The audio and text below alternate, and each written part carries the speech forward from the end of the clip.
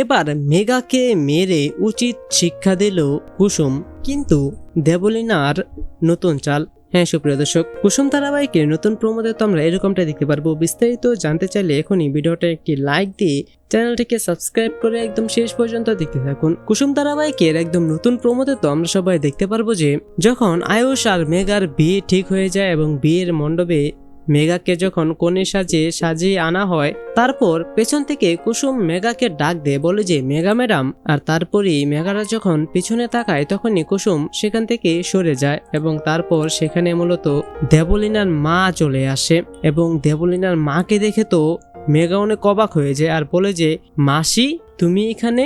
আর তখন কুসুম মেঘাকে বলতে থাকে যে দেবলীনা ম্যাডামের মায়ের কাছ থেকে আশীর্বাদ নেবেন না আপনি।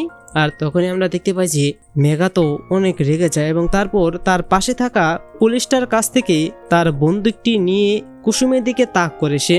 আর এটা দেখে তো ইন্দ্রাণী অনেক বেশি রেগে যায় এবং ইন্দ্রাণী গিয়ে সুজা মেঘার হাত থেকে তার বন্দুকটি কেড়ে নেয় এবং উল্টো সেটা মেঘার দিকে তাক করে এবং আমরা দেখতে পাই যে তখনই পেছন থেকে একটি গুলি চলে যায়। আসলে এই গুলিটি করেছিল দেবলীনা নিজে। আর তখনই কুসুম দেবীমা বলে চিৎকার দিয়ে ওঠে আর মেঘা সেখানেই মারা যায়। আর তখন ইন্দ্রাণী বলতে থাকে যে আমি এই গুলিটা চালাইনি। আর আমরা তখন দেখতে পাচ্ছি আসলে দেবলীনা তখন ডক্টরের ছদ্মবেশ ধরেছিল, সে তার মুখ মাস্কটি তখন খুলে ফেলে। আর তারপর কুসুম বলতে থাকে যে আমি আমার নিজের প্রাণ দিয়ে হলেও আপনাকে রক্ষা করব ম্যাডাম দেবীমা, আমি আপনাকে কথা দিলাম।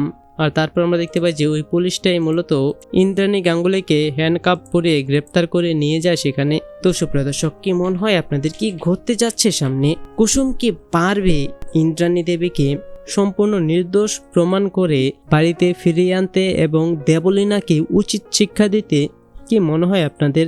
এ নিয়ে আপনাদের মূল্যবান মতামতটি নিচে কমেন্টে জানিয়ে দিন এবং এরকমই প্রতিদিনের সব আপডেট সবার আগে পেতে চাইলে এখনই আমাদের এই চ্যানেলটিকে সাবস্ক্রাইব করে দিন। ধন্যবাদ সবাইকে।